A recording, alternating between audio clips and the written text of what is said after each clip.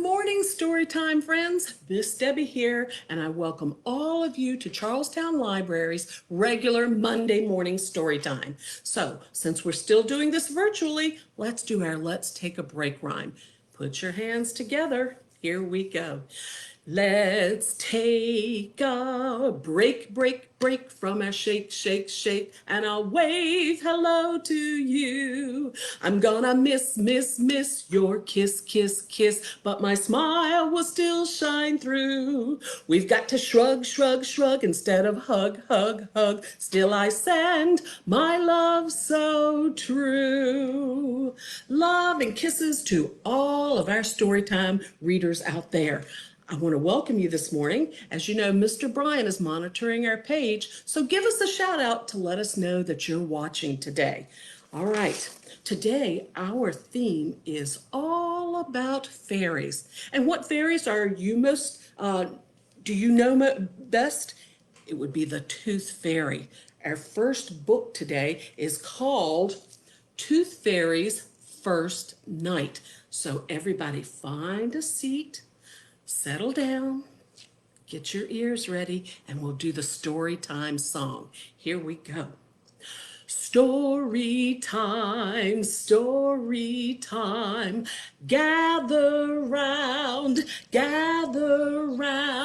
We find a seat in a cozy nook. We open the pages and take a look, 'cause you never know what you'll find in a book at story time. Thank you for joining in with me on that. All right, Tooth Fairy's First Night. This book is by Anne Bowen, and the illustrations are by John Berkeley. Have you ever done something for the first time? Were you a little nervous or scared? Well, the same thing happens to the Tooth Fairy. So let's read her story.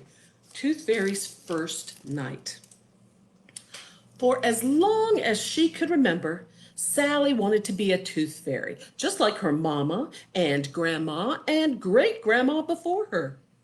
On the night of her 7th birthday, Mama presented Sally with her very own Tooth Fairy purse. "Tonight, you must get your first tooth," said Mama.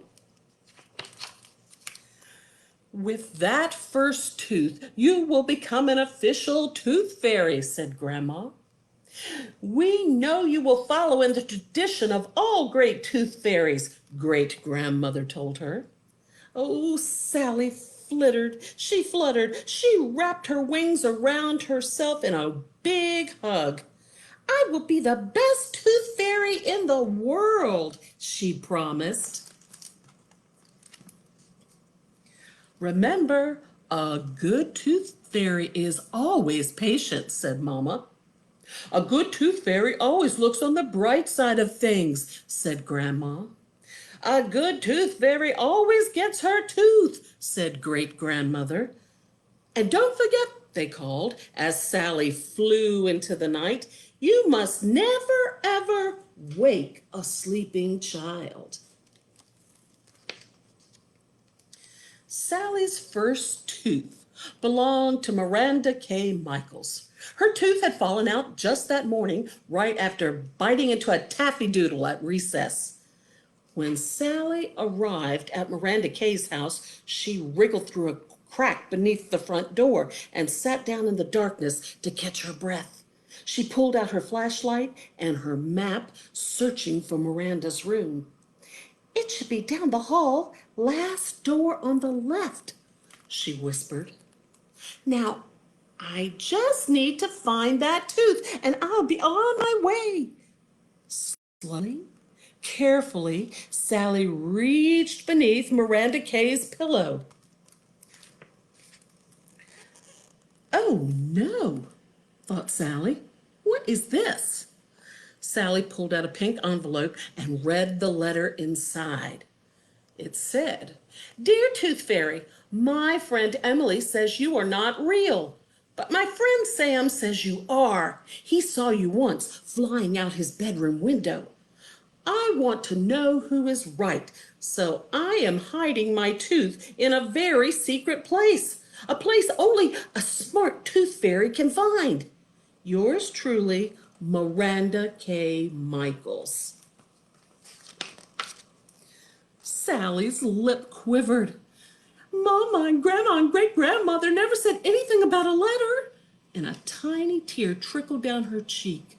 Sally blew her nose, and she whispered, "A good tooth fairy is always patient. I am a good tooth fairy. I will find that tooth." And then Sally noticed another piece of paper tucked inside the pink envelope. "Dear TF, here's your first clue. This place is your size, but too small for me. You can eat cherry cupcakes while sipping hot tea." Sally thought and thought, and then she thought harder. A dollhouse!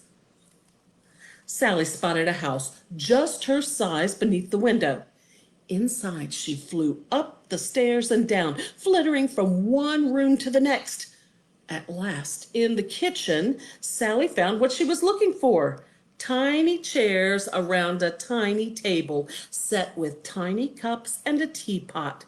And inside one of the cups was another note, but no tooth. Sally's lower lip quivered. It trembled, and then she read the note. "Dear TF, quarters, pennies, nickels, dimes are dropped in here for spending times." Do you know what that clue means, boys and girls? I hope Sally figures it out. Sally took a deep breath and whispered, "A good tooth fairy always looks on the bright side of things. I am a good tooth fairy. I will find that tooth." Sally thought, and then she thought harder. A piggy bank! Sally spotted a big pink pig in the corner of Miranda Kay's room. "This is gonna be tight," she said as she squeezed down inside the pig. Sally stumbled about in the dark, bumping her shins on several coins until she remembered her flashlight. The light brightened the inside of the pig, making all the pennies and nickels and dimes shimmer. Beneath a 50-cent coin, Sally found another note, but no tooth. This time, Sally's lower lip didn't quiver. It didn't tremble, not even once. "A good tooth fairy always gets her tooth," she whispered, "and I'm not leaving until I get mine." She read the note. "Dear TF, inside her pouch, all soft and furry, you'll find my tooth, so you must hurry." Sally thought, and then she thought harder. "Ooh, a kangaroo!" Sally looked around the room, and there on Miranda Kay's bed were stuffed animals everywhere. Right in the middle of all those animals was Miranda Kay, sound asleep. "A good tooth fairy never ever wakes a sleeping child," she reminded herself. Sally flew from one animal to another. A black bear, 3 tiny mice, a brown rabbit, but there was no kangaroo. She plopped down on the pink nose of a cat to rest her wings and think. Suddenly, the cat's whiskers twitched, and with one swipe of its paw, the cat sent Sally flying up into the air. She fell down, down, down onto Miranda Kay's pillow, right next to Miranda Kay's nose.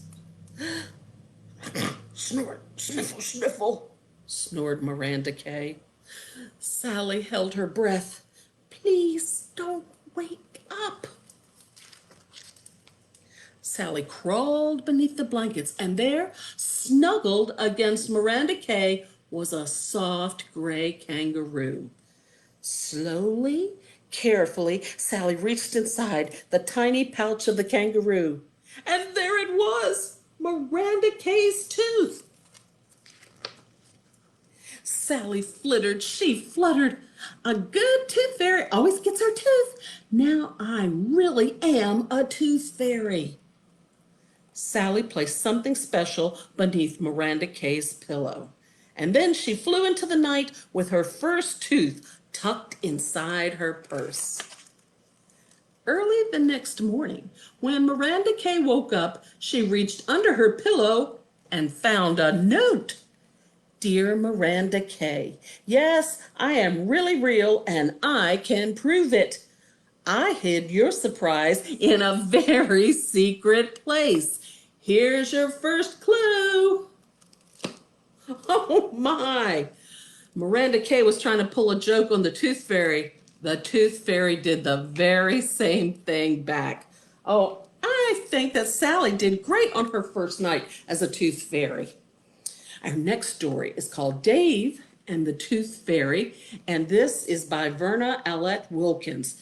Now, this young boy has a problem. He's lost his tooth. He's lost his tooth. Let's find out how he handles this. Dave and the Tooth Fairy.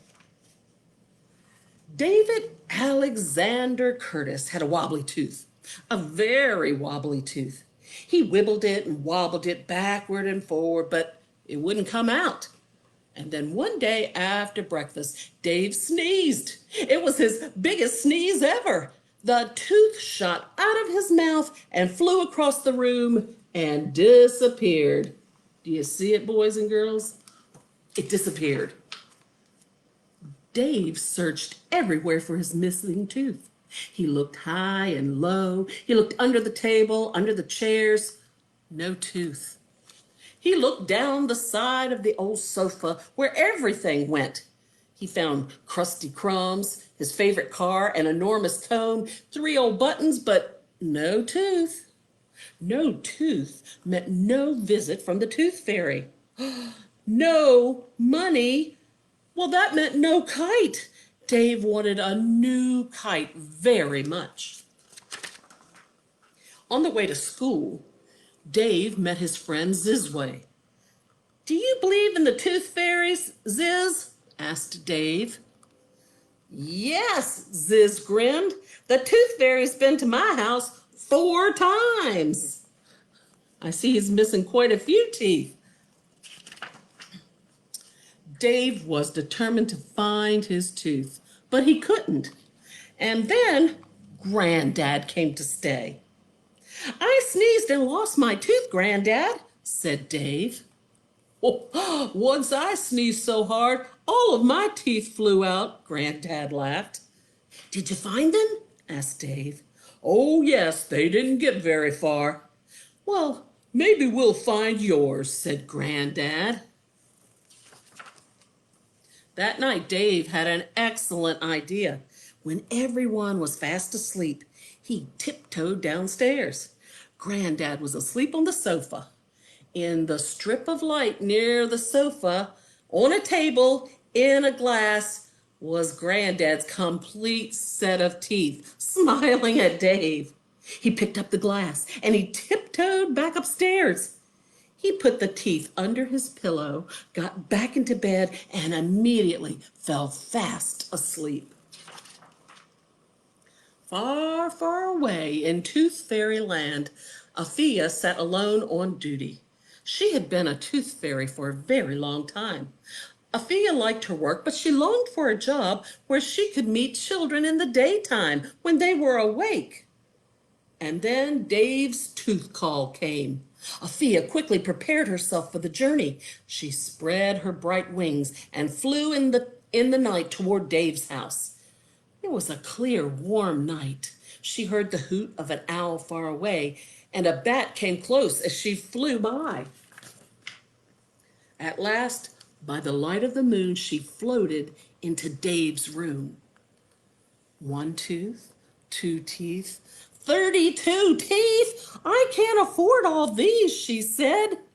Back she flew, over the hills, over the trees, over the clouds, to Tooth Fairy land. It was her fastest flight ever. In Dave's house, Granddad yawned and got up. He stepped on something sharp. Ouch! It's Dave's tooth, he whispered. See it, boys and girls? Granddad crept upstairs. Very quietly, very gently, he lifted David's pillow. He nearly jumped right out of his slippers. His own teeth were smiling at him. So he did a swap. It was his quickest swap ever. Just before the sun peeped over the hills, a very tired tooth fairy flew back to Dave's room. Under his pillow, she found just one little tooth that looked exactly like a crusty crumb. Where have all those teeth gone? She wondered. It was nearly daylight, so Afia quickly collected the single tooth and put some money under Dave's pillow. And then, with a flash of bright wings, she set off once again for Tooth Fairy Land. When she arrived back at her office, Afia found a letter on her desk. She had a new job. Good news, great news, her best news ever. Afia was delighted. In her new job, she would meet lots of children in the daytime. At 8 o'clock exactly, David Alexander Curtis jumped out of bed and looked under his pillow. He ran downstairs to see Granddad. Dave was so delighted. He had enough money to buy his kite. Granddad had his own teeth, and Afia was the manager of the kite shop where loads of kids went shopping.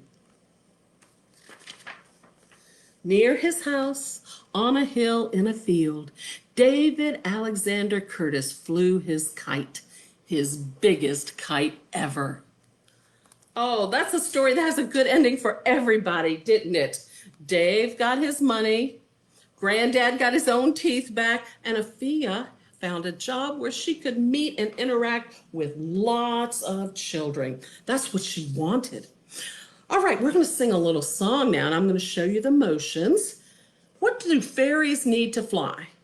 Well, they have to have wings, so we have a verse about wings, but also they need fairy dust, right? All right, here are the actions to our song. Twinkle, twinkle, fairy dust. If you're flying, it's a must. Golden sparkles floating down, silver shimmers swirl around. Twinkle, twinkle, fairy dust. If you're flying, it's a must.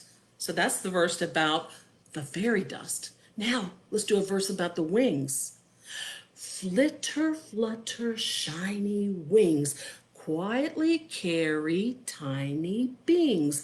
Up above the world so high, watch the fairies float and fly. Flitter, flutter, shiny wings, quietly carry little beings. Fairies are very little. Are you ready to clap and sing with me and do the motions? All right, here we go.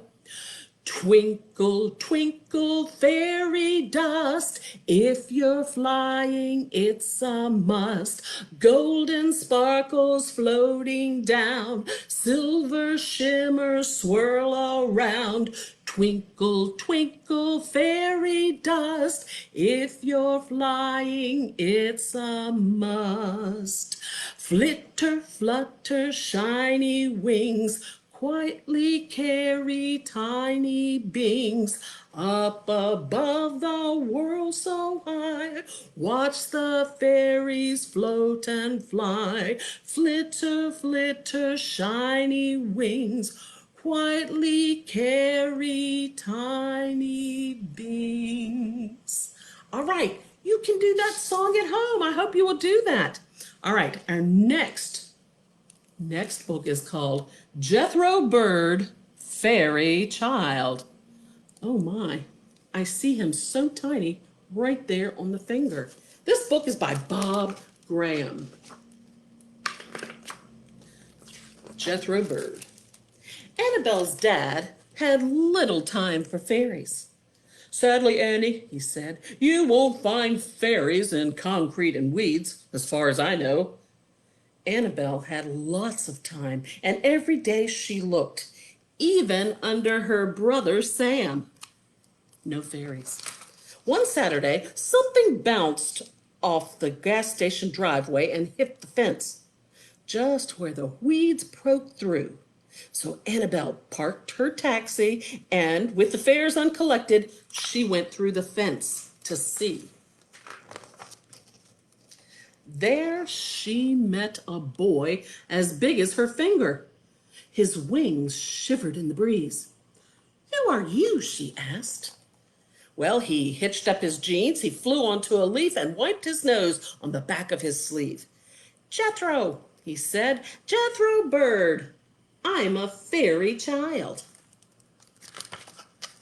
What Annabelle saw next made her hold her breath.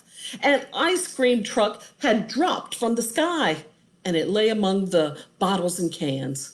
A family of fairies heaved and pushed. "Help us here, will you please?" came a voice from the weeds. Annabelle gently put out her hand and set the truck back on its wheels. "Thanks," said the voice. "And to whom do we owe this pleasure?" Jethro's dad, Bird, bowed deeply from the waist. "He means, what's your name?" said Jethro. "Annabelle," she said.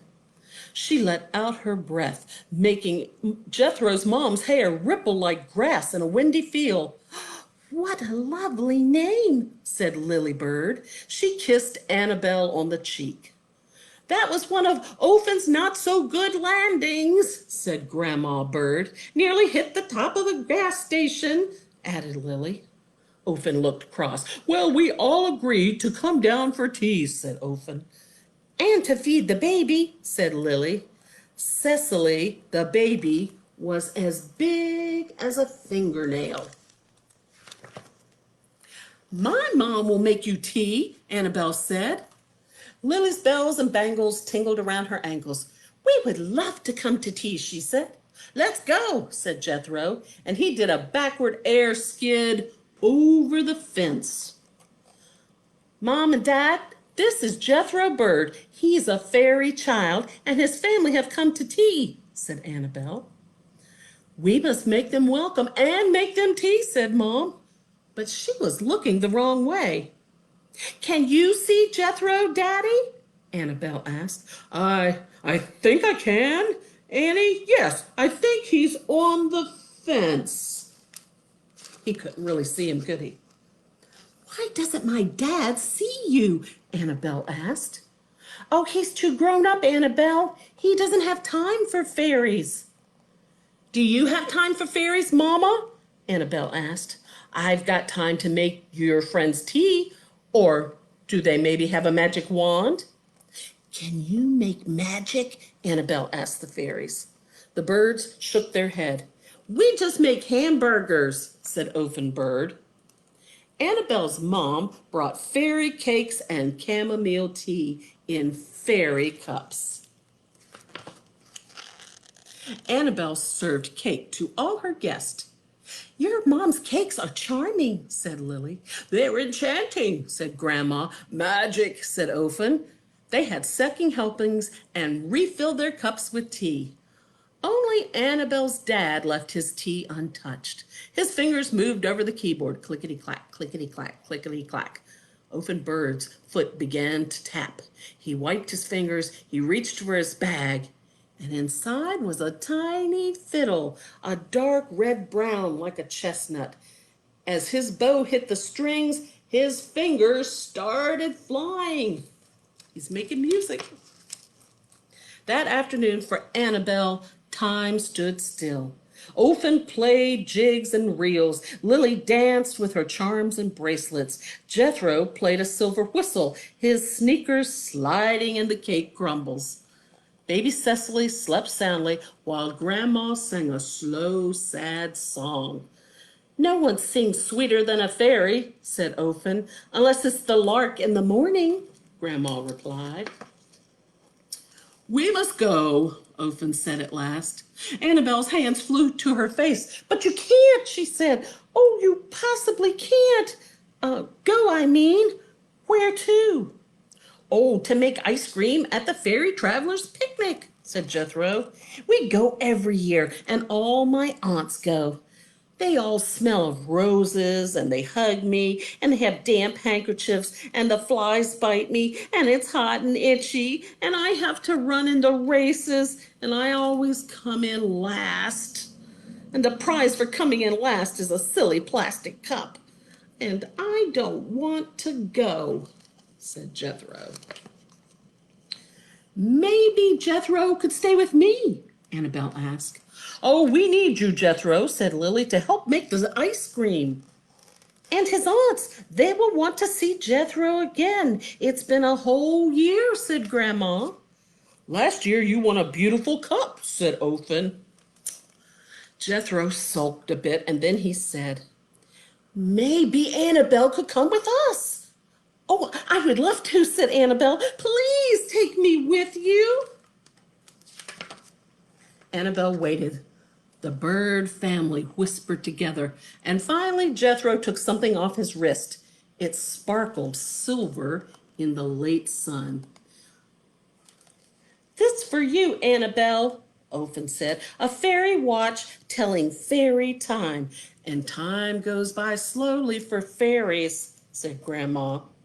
We thank you, Annabelle, said Lily, for being kind and caring to strangers like us.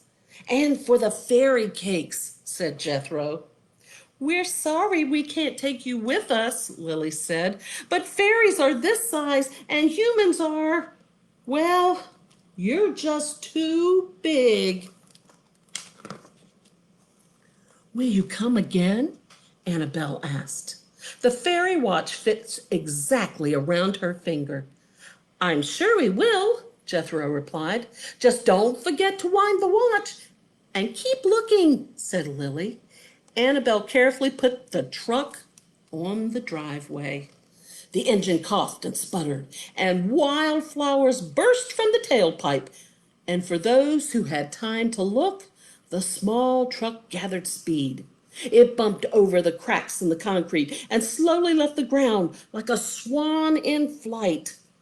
The truck cleared the gas station roof and headed west into the gathering dusk. Look at my ring, Daddy. It's a fairy watch telling fairy time, said Annabelle. Oh, that's lovely, Annie, replied Dad.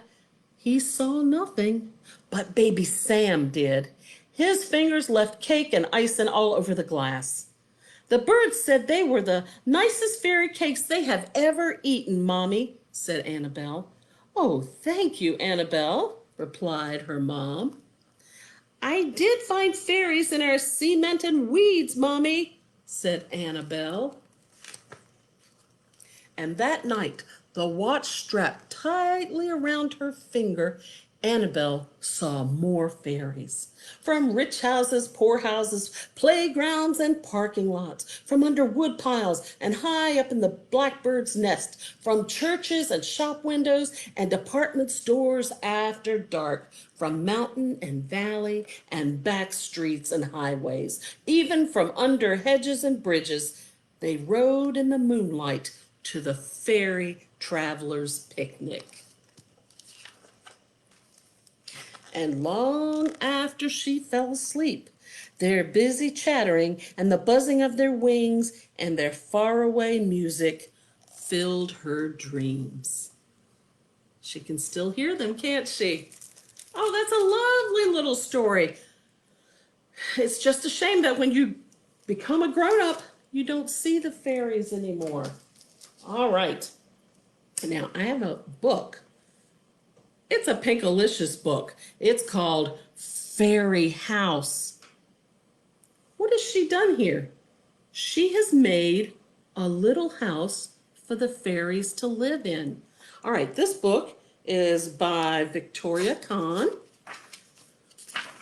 And let's see what she did. Pinkalicious Fairy House. It was spring, my favorite season. I love how the sky looks like cotton candy at sunset. See all the pretty colors? Every spring, our garden comes alive with blossoms of every color. I know why our garden is so beautiful. It's because of the fairies. Fairies come to our yard and they sprinkle fairy dust to make the plants grow. I have never seen them, but I know that they are real. I can see sparkles outside my window. This spring, I had a plan. I would see the fairies. Pinkalicious, what are you doing? Asked Peter as I collected twigs and leaves. I'm making a house for the fairies to live in. Then they can live in our garden and we will be able to see them, I said. I want to see them too. Let me help, said Peter. He brought out his shell collection. Let's build a house here in the garden, I said. Fairies are sure to come this way. So piece by piece, we built a little house. I wove buttercups around the door, and Peter made a pathway with his shells. Soon, we had a cozy home for the fairies. I couldn't wait for them to come. Every day, I watched the house from my swing. Do you see any fairies yet, boys and girls? I don't see any yet. I made a pond, a boat, and even a slide for the fairies to find. But the fairies did not come. When Peter saw how sad I looked, he said, "Cheer up, the pink flower buds are blooming." But I wanted to see the fairies. Suddenly, I had an idea. Maybe the fairies only come out at night, I said. Maybe they only sprinkle fairy dust by moonlight. I told Mommy and Daddy what I wanted to do. They let Peter and me camp out and keep watch for the fairies. That evening, Peter and I spread out our sleeping bags. I left the fairies a sweet snack of honeysuckle and berries. "Do you think they will come?" asked Peter. "Yes," I said, and then I added in a whisper, "I really, really hope so." We told each other stories until Peter fell asleep. As the night got darker, I heard crickets and owls, but not a single fairy. Once I thought I heard some soft, gentle humming, but it was just Peter. He was snoring. I did everything I could to stay awake. I looked up at the moon. I counted the stars. I didn't want to miss the fairies. But as I counted the stars, my eyelids got heavy. I couldn't help it. I drifted off to sleep.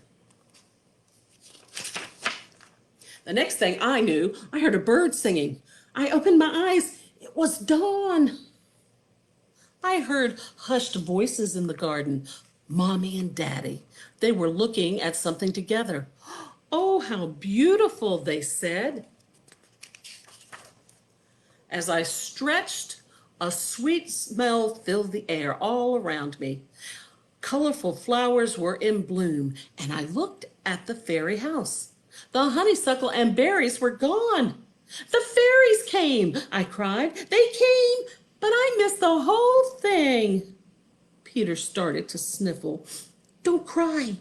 Look," I said.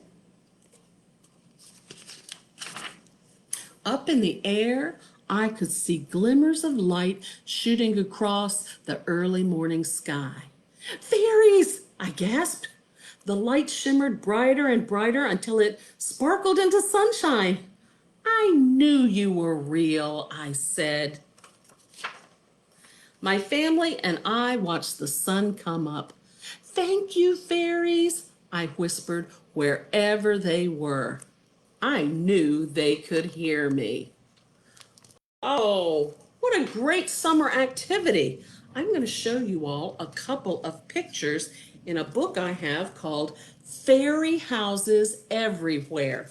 Now, this is something you and your family can do in your very own yard.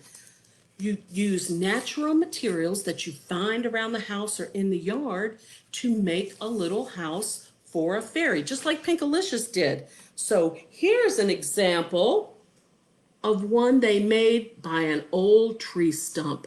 They just piled up some bark with rocks to hold it in place, and they made a little walkway for the fairies so they could get inside the house.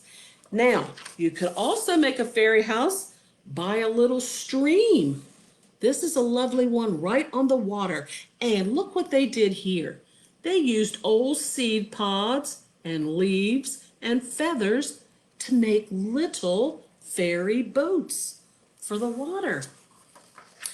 What if you go to the beach? Well, here's one that someone made on the beach. They just gathered some seagrass. Oh, they have a nice star at the top. And they just used some clam shells to make the steps going up. There they've used an old piece of driftwood and they've made a walkway with stones and shell pillars. So lovely. Maybe you're going out into the meadow. See how they've just taken some of the meadow grass and made it in a little triangle with a little sitting area for the fairies right inside. Maybe when harvest time comes around, you have some old gourds or squash. If you hollow those out, they make a great fairy house. And what else can you make for the fairies beside the house? Right here, they've used some shells and sand dollars to make a table and chairs. What if you have a lot of fairies in your garden? You could have a fairy apartment building with all these little gourds hollowed out and little teeny ladders made out of sticks. So I hope, boys and girls, that you will use your imagination to make the very best fairy house you can and have it out in your yard so you can watch for fairies just like Pinkalicious. All right, that's all the time we have this morning. Let's get ready and do our goodbye songs. Are you ready, cowboys and cowgirls? Here we go. Oh, it's time to say goodbye to all our friends. Yeehaw! Yes, it's time to say goodbye to all our friends. Yeehaw! Oh, it's time to say goodbye, so give a smile and wink an eye. It's time to say goodbye to all our friends. Yeehaw! And our last one is the animal goodbye. Here we go. See you later, alligator. After a while, crocodile. Give a hug, ladybug. Blow a kiss, jellyfish. See you soon, big baboon. Out the door, dinosaur. Take care, polar bear. Wave goodbye, butterfly. Bye-bye, boys and girls. Remember to tune in tomorrow. Mr. Tim will be here at 10:30 for his adventure story time. So tune in tomorrow, and then I will see you again Thursday at 4 o'clock. Bye-bye for now.